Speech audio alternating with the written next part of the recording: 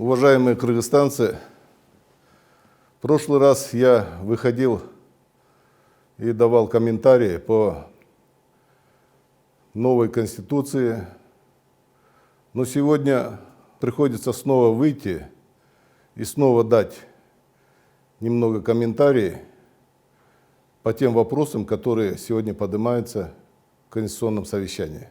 Вчера, был поднят вопрос об официальном языке, о языке межнационального общения, о языке Льва Толстого, Некрасова, Пушкина, Лермонтова, Есенина.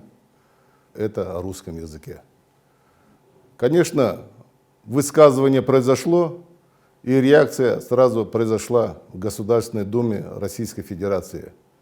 И вот сколько эти люди, которые поднимают этот вопрос, какой урон, ущерб нанесли нашим гражданам, которые работают за рубежом. От 1 миллиона до 1,5 миллиона, особенно в Российской Федерации. Кыргызстан окружен многими государствами. И с этими государствами мы тоже общаемся, разговариваем на русском языке. Мы много говорим о туризме, чтобы к нам приезжали, развивалась страна. Страна была такой привлекательной. И в этот же момент мы заявляем, что нужно убрать русский язык. Люди, которые хотят, чтобы развивался Кыргызстан, или люди, которые только думают о себе, о сегодняшнем дне, чтобы быстро протолкнуть эту конституцию, быстро кому-то угодить. А как же жизнь остальных людей? В Кыргызстане проживает огромное количество национальностей. И мы выросли на русском языке, изучая всех классиков мировых. Льва Толстого, «Война и мир», Булгакова, «Собачье сердце», «Мастер и Маргарита», Лермонтова, Мцири, Пушкина и так далее, и так далее.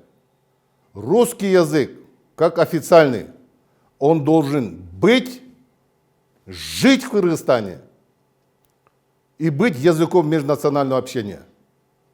Надо думать, когда говорите. Надо думать об объединении. Надо думать о взаимопонимании, о взаимоподдержке. Все нации, которые проживают на территории Кыргызстана, это народ Кыргызстана. Он должен быть единый, единые права, единые возможности, отношения человеческие.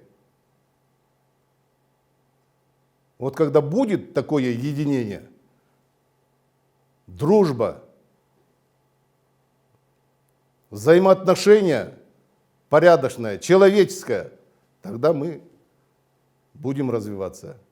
А если вот такие вопросы будут поднимать, мы будем падать, падать и падать. Я за то, чтобы статус кыргызского языка поднять на определенный высокий уровень, но не таким путем. Сколько было потрачено денег, создавали разные совещания, проводили круглые столы. Ну что-то такой результат не дало. Значит, надо изучить очень подробно и тонко, как нам поднять статус кыргызского языка.